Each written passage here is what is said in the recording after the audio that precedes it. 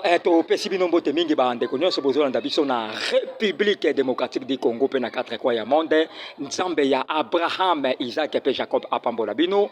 C'est votre humble journaliste, le pasteur Flamme d'Angola. Na caméra tozali na évangéliste Cédric Makela, l'homme valable. Awa précisément tozali na église Les Rochers Sali. Maison mère communauté les Rochers Sali Oyo et Simbamina avec Idi Amin Linzoki Mbombo Char dédié donc Nzamba Pambolaye papa Yabanebele papa social l'honorable qui Dieu vous bénisse là où vous êtes.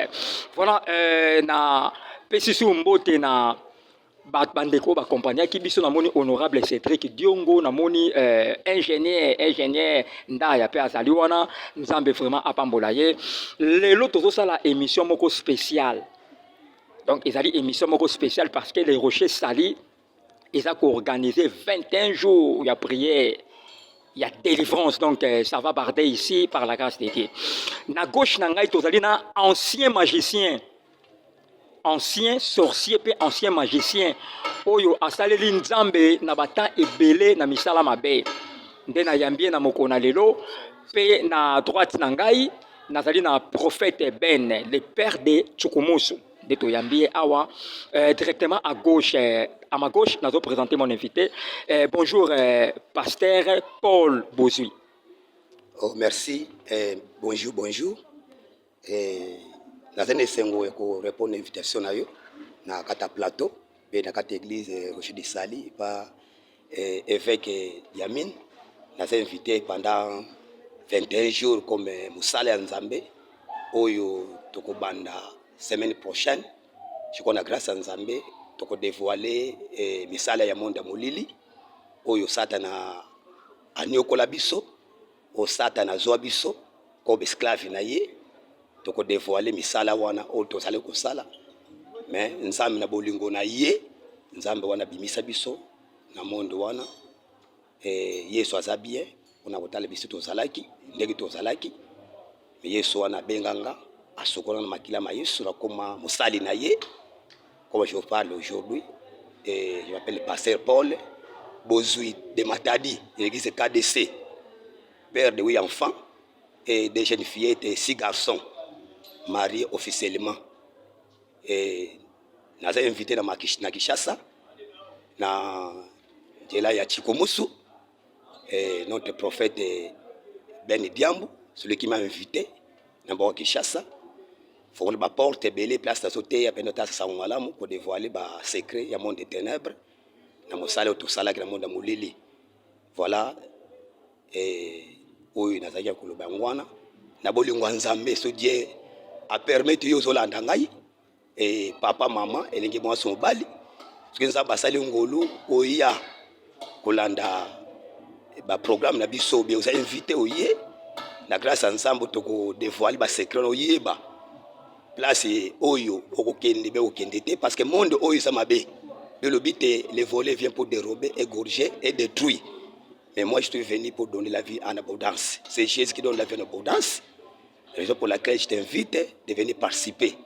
Nakate misala oyo to mosala ko salema l'église Rocher et bisika oyo baoba na biso babengi évêque Diamine soko nzamba sali grâce oyo invitation wana tu seras béni et vous allez penja epambo lipona yo.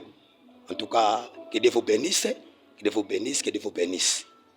Nzamba zolokumu natiki maluba na prophète Ben simana kozonga na iflashite loko moko oyo biso kata penser ya bonzambe parce que nkolo abenga ngaza makope ko bimisa yo pe ko benga yo tato lelo zo demere makambo wana ezali litomba moko te litomba ezaka na Christ Jésus po biso le kata molai diable a distraire biso Voilà a distraire biso mabebele so yo moninga lelo eza grâce à Nzambe. Ok, voilà l'homme de Dieu, Boué Bakara qui a dans la Kanda, a na monde na misala mabe. Parce que tant tout ça la émission pena patriarche Vincent Makela, il est pas où dans le monde wana. Donc tant à dévoiler kaba secret, il y a Satana. Na ndenga zala ki sorcier vraiment ezakama lam ozoyo kango ezo pesa bana na bana nzambe ebele mayele ya ko landa kaba enseignement wana. Na droite na ngai nazali na prophète Ben Diambo, le père de Tchukumusu. Bonjour. Hein? Bonjour, pasteur Flamme. Oui. Bonne santé na yo parce que au memeli biso invité moko spécial oyo azobanda séminaire le 18 février à Wati le 10 mars. Par la grâce de Dieu, santé za malam. Bon, préoccupation na biso ezali ke balandinyo surtout ya émission lokole Flamme. Écho d'Angola. Écho d'Angola. Écho international. Écho d'intention d'Angola plutôt. Oye kambami na passer Flamme d'Angola. Bandeko bozolanda biso na tous les 4 coins cardinaux ya monde. Précisément awa na République démocratique du Congo, pourquoi pas en particulier ville province ya Kinshasa et plutôt na district ya Funa, puis précisément aussi na commune ya Ngiringiri, na direction Khartoum sur avenue Bambili numéro 24, bisika wapi église ya évêque Idi Amin Linzoke Mbombo atali ko diriger ana les Rochers Sali. Toya on a cadre ya kopesa toujours coup de pouce ya 21 jours ya témoignage oye kozala awa oye kozala animé na révérend pasteur Paul Bozui ex to Flaba Beauté. Il était un boxeur catcheur na boma et puis un grand voleur mystérieux. Abandé ko yiba na kimoyi na bakisi azaki voleur alelisa bato ebele mais nzambe siko apesi charge abi yo za susu to flatter ba beauté te mais kombone komi Paul obana okende ko témoigner kombona nga pe ko lakisa misala mabe ya Satan comment nyokoli bato do asali Satan moins pendant 35 ans parce que abandango trop jeune abandaki selon ba ana ba sondage to solo ki naye abandaki boxe na âge à 11 ans donc akolaki nango yango na keba na bana tango mwana ke sport o mwana ke sala sport akembisa nzoto aba mwana passer Paul Bozuye wana za témoin abanda sport na âge à 11 ans et na âge à 11 ans déjà ba mipibande ko côté déjà asali 35 ans na monde ya sorcellerie ya ba pratique magique ko yiba ko limwa na ba mir donc asala makambo ebele ko lia batu ko balola ba mituka alia même diacre moko yango na ndeko sambelaka o nga pasteur o nga berger sambela ndenga solo po pasteur Paul Bozusi alia un diacre ya KDCP ka ya bongoli motema ka kuna pe ka bongoli ya motema na église wana mais alia diacre église wana po diacre wana azali na moto muke ya nzambe ya alia ye donc sko moto aboye yango na memi awa ayebisa biso basekelu eza kuna pona bana nzambe oyo baza distrait ba être mususu baza distrait bakangami na ba monde ya loisir monde ya footballeur pour kuna pe susu ya un démon géant là-bas na monde ya ba arts martiaux il y a aussi des démons ezo manipuler yango baye ba bonzambe ke Yesu naza likolo donc na cadre ya ko toujours ya ko tombola évangile cette fois-ci toza awa na les Rochers Sali donc programme ezali du 18 au 10 mars onga jeune na sala ka arts martiaux onga naza kuluna il y a des démons qui dirigent ça ye passé Paul Bozui aiba démons wana ba dirigeaka ba kuluna ba dirigeaka ba monde ba catch ba monde ba boxeur donc ba monde même ya balle parce qu'il jouait sur les footballeurs ba tournoi ba démons ba dirigeaka même ba tournoi o tournoi boeza na quartier suka mona ona bi bondo boyebi yango misa bitumba bozo ndangale mona mona ba tournoi na bondo ba masase beta bato bazoka susu bazo ba masase na nzoto ba tournoi wana y a toujours des démons là-bas donc pasteur Paul Bozo azalaki to fa ba beauté azali na kati ba masano wana alors nzambe atindeli biso ye po ya ko démystifier misala ya Satan ko fungola ngo po batu bazwa mayele baya pa Yesu surtout des temps où bato mingi bakomana ba doute ya kondimela Yesu donc mona makambo soka lokola tralala bla ba mesala na basala na nzambe parce que il y a de certains passés aussi bakota ba monde molili or Jésus-Christ na ala na mode opératoire ya kosala tout jusqu'aujourd'hui tala mutu lokola to flaba beauté bataba na boma leo tozalaki na ye na parking ya awa ya Mariano ya Lubumbashi na moni ba masane akala ba belela to flaba beauté yebisi bango na la susu to flatter na koma pa pasteur nga moko lelo na moni awa na parking awa donc ba na nzambe boye ebele kolanda ex to flaba beauté azalaki ancien boxeur catcheur footballeur bakambo ebele lelo ya koma pasteur aza kokamba église kuna na Matadi na commune de Matadi na quartier Soyo précisément soza na Bilaumba rond-point Mvoadu surtout nika la police Bilaumba à partir de la police Bilaumba c'est là où église nezali lelo nzamba bongola ye tika mabota epambola. OK. Voilà, namoni makambo ebele ya koloba ezali. Nous sommes limités par le temps. Na dédié émission où on a patriarche Vincent Makela, apôtre Idi Amin, l'unzo qui m'a char dédié, prophète Conde de Paris, prophète chancelier Lema, prophète Isaac Mabonzo, na dédié émission où on a Jean-Pi Diongo Pipina, Jean-Pi Diongo Pipina Zolanda Biso, na dédié émission où on a hérité Kassongo Mokonda Bruxelles, na mona bière Mayatomo Mayamoto na Paris. Voilà, lentement, c'est pour une émission, vous comment on va Makela Mikem que vous comprenez parce que tout ça devant l'église, banaba lekana bana ba osakana donc c'est l'ambiance il y a émission quand débouiller bien zalaka na gauche nanga nazali na la personne en question l'homme de Dieu ou vraiment a bongwana pena à se convertir donc réellement total parce que tout le monde a battu monsieur a bongwani mais bongwani ndambo tout le monde ngo ezo salama l'homme de Dieu question zaboy est-ce que au bongwana vraiment réellement totalement parce que tout le monde a battu à autant dans le monde on a bongwana après un certain temps à zongi sur le monde on est allé question est-ce que au bongwana vraiment totalement ou comment parce que la réponse non c'est singa question c'est singa réponse na yango. Merci beaucoup pour na mutuna oyo et kosala nzambe ezana masekité. OK. Parce que tout na monde wan to simba mbongo to samba mabele bele. Tous les tombes à mon côté. Il lui a quoi c'est de gagner tout ce monde de paix de mon âme. Tous les bambongo, tous les hôtels, les cimetières, les zamba, côté la prison, il y a ndengue, il y a braza, il y a point chinois tokota, tokota prison matadi, kamolayi, même prison makali tokota yango, tokota prison ya braza, il y a maison d'arrêt tokota yango. À quoi c'est tous on se le moque place outil. Ils ont la moa allié biloko azong se biloko à Santiwana. Do biso to bongo le motema solo do to ça kata mokili mais to ça sur mokilité. Très bien. Parce qu'un colo benga tout ça mis à part. Pour nous servir un colo o tozo tondimeli. Tondimeli Yesu ya solo mais nous connaissons Jésus par la foi. Tondimeli par la foi nous connaissons pas Jésus par la foi. Donc j'ai tondimeli ça m'a sécurité.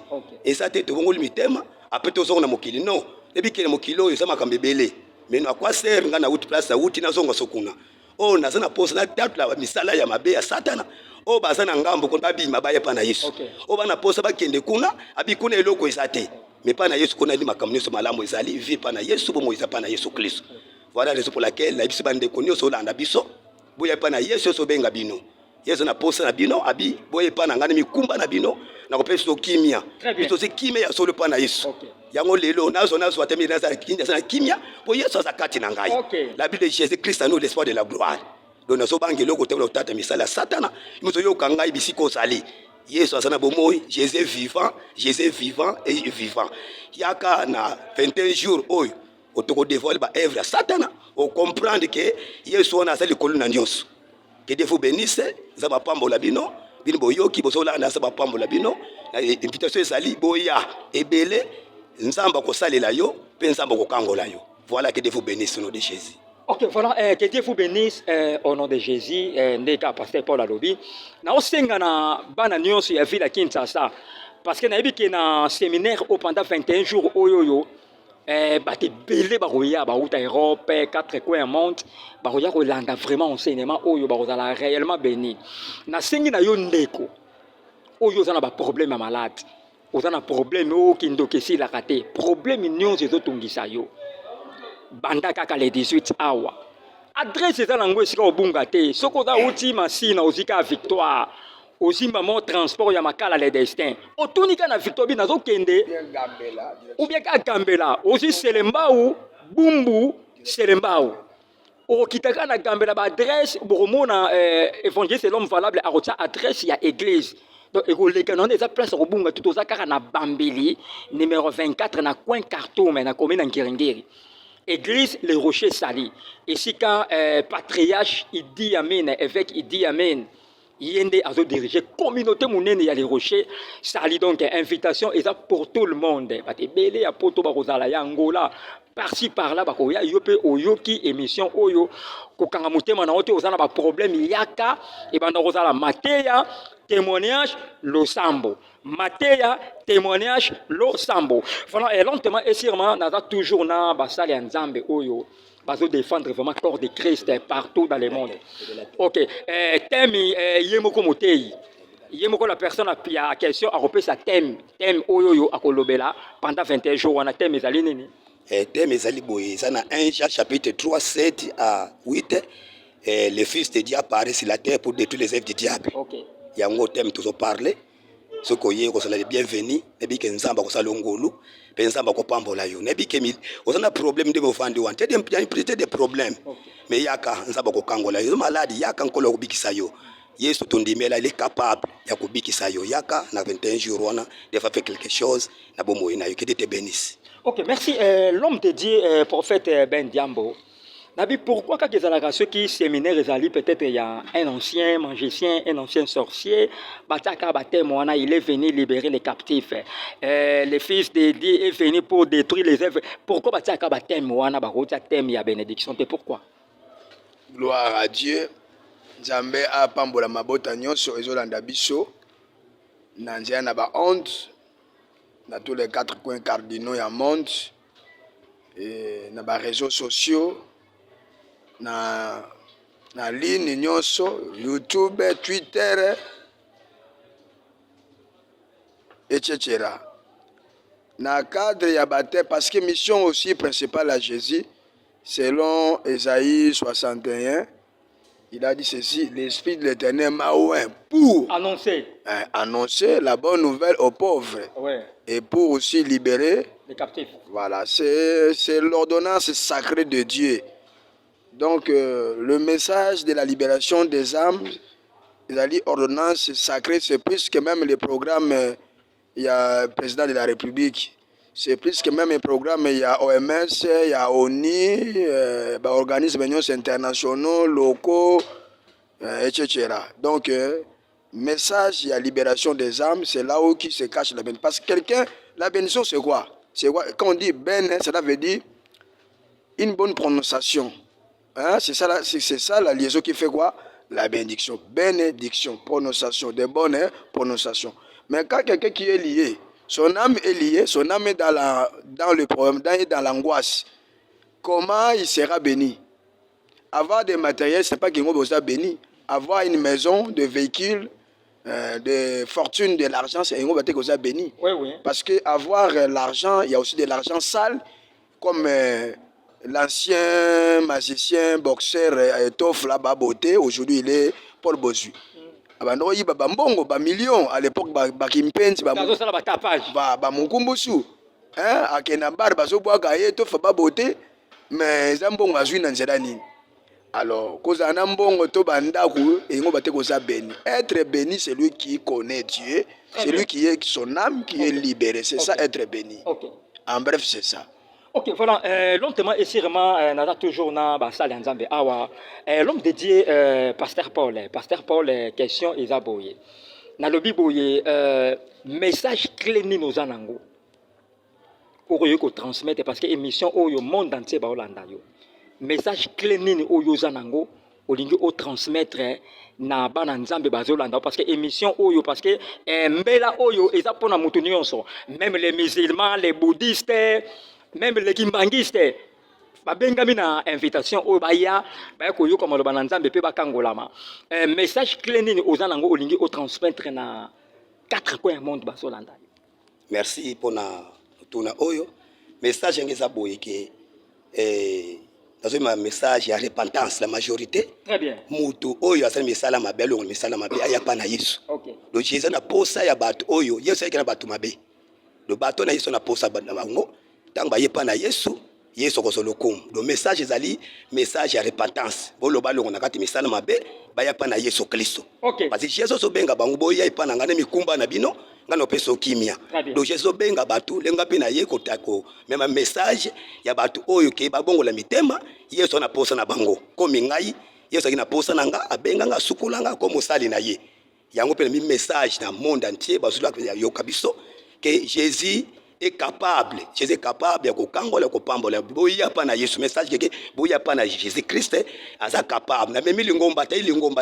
J'ai présenté Jésus Christ que Seigneur sauveur, Seigneur sauveur. Donc message nga ya lubi ko to ba bongo la mitema, message ya sali. Ba longo la misala mabe ba pa na Yesu. Parce que Jésus na posa na bango. Voilà, merci. Nous avons pambola musala nzambe. Voilà, nalika na suksana yo pesa ba dédicace peut-être ba ndeko ba Holanda yo mwambote et ça la bien pour notre clôturer ba aussi na lengai photo to chiter déjà na émission. Mbote bosse zali na chéri na ngai na matadi madame mama mami servante de Dieu na bana nga nyonso matadi puis église nyonso ya KDC et nzamba pambola bana nyonso église place bazana matadi et apeso mbote na musala nzambe et passé Moïse Nzambe nzaba pambolé passé Noël Batouemi nzaba pambolé avec mon ami le prophète Ben avec sa femme nzaba pambolé bango et puis nzaba pambolé pe mutu oyo l'homme invité nga a on église Rocher notre évêque d'Amine nzaba pambola ye antoba ndekno so bayebi nga nzamba pambola bango merci. Voilà, pasteur Paul namoni message mo be uti musika balobi boye babi moi pendant une minute mais kako expliquer biso ba œuvre ya diable ça la nene na vie ya bato pendant une minute seulement parce que on a dit que ça flash parce que tant baroya kangonde ya muzindo ça la ka moi synthèse mo ya mukie pour pesa bango ko ba. Merci beaucoup. Œuvre satanique na vie ya biso bato aya pono ko détruire ko bebisa pe ko panja. Jean 10 misale ni ngwana. Mais biso to uti bo njela ba camarade. Ngana bo njela ba camarade. C'est de camarade benga kingai. Toke ne bisika na yabi zisa mutu moko ke bana camarade. Obo sala kana. Po biso beba ki. Na njela ba camarade. Alors ba camarade ba mebiso njela mabeto baby to koma kawana akoza ba camarade. Yango biso so dévoiler makambo wana. Oyo to saki na ngwana kotali sabato ke Yesu asana bomoyi. Biso to beba ki akoza ki na Jésus. Tono ko samba église moko ebi ba église kako yebi na utaba kombote oyebe ki to sambela kana to zaki na Jésus te mais tango to ko yeba Yesu to bi misale za malamu te lezo pour laquelle biso pe et c'est que to me pe sangwana malamu o baza kun babima o baza poso bakende te po eloko za kuna te et pa na Yesu kona ndebo moyezali et c'est eloko moko leza awa nga seri moko na kata monde tango za kata ba misala mabe na kutana mama se fille moko fille wana to temi na Carrefour na sa makambo na ngai na bengi fi wana na bengi afingi ngai otanga fingi ngai afunguli porte alande mvuteye na bwa kile maladi na mabeli na yi mabeli komaki lokolo wa papai ekuei OK kuna ndo mabeli ekuei akozo tunana sende ngona orke na rompo akenda kiwana mutozo kutuna balabala uyebe te damina ite uyebe so abengi yokende yoka pusa na penaye répondre ndemo ku malamu parce que diable atala ka porte d'entrée soki ofungoli porte akoti na bengi fitantino wana na kata rond point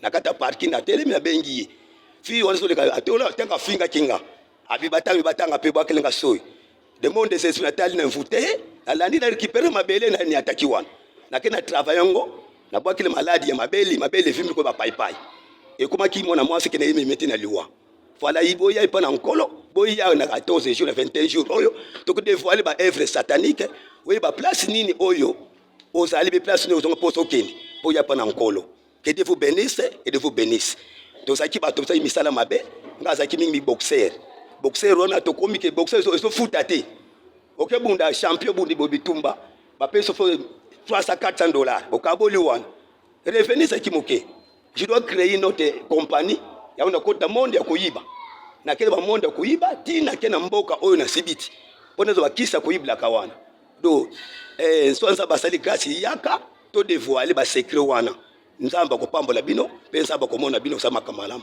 que Dieu vous bénisse au nom de Jésus. Voilà, nous sommes arrivés à la fin. J'ai sali mon cœur que j'aime beaucoup, maman Joëlla, mon cœur Joëlla Flageau, maman de mon bébé Miradi, le bébé de Papa Flamme, la star du moment. Voilà, prophète Ben, nous sommes arrivés pratiquement à la fin de l'émission. Nous sommes occupé sa mouille séparation, il y a émission Mokonalelo. Attends-moi 2-3 dédicaces. Gloire à Dieu. Na dédié émission yo na Yesu ye moko njaba konji. Il a ni commencement ni la fin. Na cadre humanitaire na dédié yango na corps de Christ nyonso ezolanda biso ya République démocratique du Congo. Pourquoi pas évêque Idi Amin il a organisé 21 jours il y a témoignage oyo ayambi révérend Paul Bozui nazo décourager bato nyonso baza na monde ya misala mabe dédicace nanga pe yangwana na décourager bino nyonso bobima kuna yo o magicien moko asimbaka yo o maître moko boyenda bombaka yo yaka pa ya grand maître Jésus akobomba yo akopistonne yo koleka bato wana. Donc dédicace nanga yangwana. Merci beaucoup. Voilà, tokomi na suka ya émission na biso. Na micro ezalaki ya bino pasteur Flamme d'Angola. Na caméra tozalaki na évangéliste Cédric Makela l'homme valable. Na pesi mbote na José Nzita de Bruxelles. C'est mon grand frère propre José Nzita de Bruxelles. Héritier Kassongo, Mokonza Bruxelles. C'est mon grand frère aussi, Tonton Mapuata, Richard Mapuata, Josélie Mapuata. Na pesi mbote na Sœur Divine Losambo. Wana zali motema ya évangéliste Cédric Makela l'homme valable. Na pesi mbote na Asile Mutale, Depsi Mbimba.